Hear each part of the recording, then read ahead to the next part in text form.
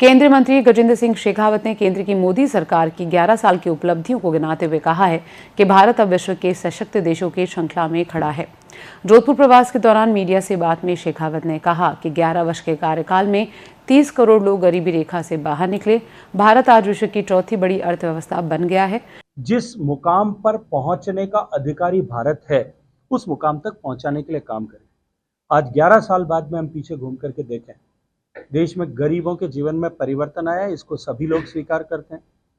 दुनिया के सारे जो है इस तरह के एनालिसिस करने वाले जो विशेषज्ञ हैं, जैसी संस्थाएं हैं, वो सब मानती है कि भारत में गरीबी जो है की रेखा से 30 करोड़ लोग बाहर निकल पाए।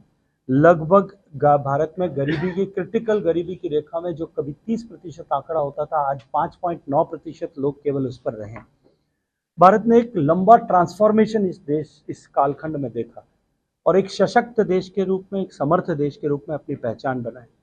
आतंकवाद के विरुद्ध जीरो टॉलरेंस की नीति, हम सब ने देखा कि भारत अब सामर्थ्य के साथ में जवाब देने वाला देश बना है और ऑपरेशन सिंदूर के बाद में भारत का की सामर्थ्य शक्ति को पूरे विश्व भर ने देखा है।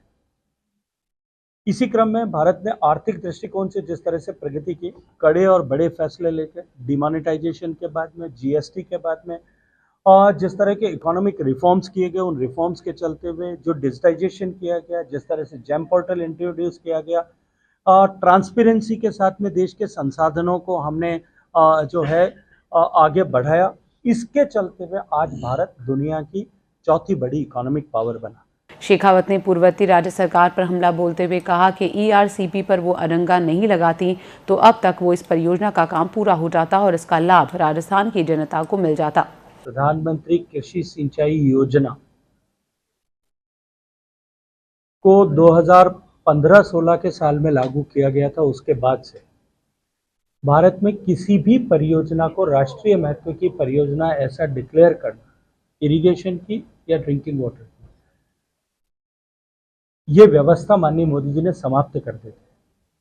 हमने ये तय किया था कि सभी परियोजनाएं, चाहे वो छोटी हैं और चाहे बड़ी हैं, और जिनमें वित्तीय संसाधन भारत सरकार उपलब्ध कराती है, वो सभी परियोजनाएं हमारे लिए समान महत्वपूर्ण है।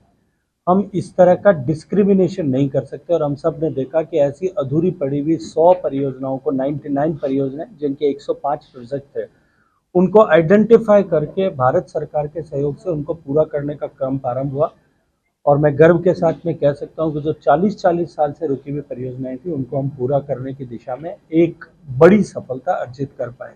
वहीं उप मुख्यमंत्री प्रेमचंद बैरवा ने मीडिया से बात में केंद्र की मोदी सरकार की जमकर तारीफ करते हुए कहा कि पीएम मोदी के नेतृत्व में केंद्र सरकार का कार्यकाल भारत के नवनिर्माण का काल है।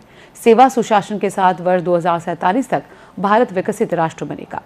11 साल से कर रहे हैं और आपका सहयोग निश्चित रूप से हमारे यशस्वी प्रधानमंत्री नरेंद्र मोदी जी के विजन में सहयोग बनकर आप उनके साथ काम किया है और आपने इस राजस्थान को भी अच्छी सौगातें दिलाई है। हमारे बीच में विराजमान हमारे यहाँ के लोकप्रिय विधायक महोदय, हमारे जिलाध्यक्ष जी, सभी को धन्यवाद। 9 जून 2025 का दिवस कोई साधारण दिवस नहीं है। विकसित भारत के लिए समर्पित मोदी जी की सरकार ने 11 वर्षों से सेवा को संकल्प बनाया। सुशासन को संस्कृति और सुरक्षा से सर्वोच्च प्राथमिकता रही। यही है नया भारत, यही है विश्व का विश्वास।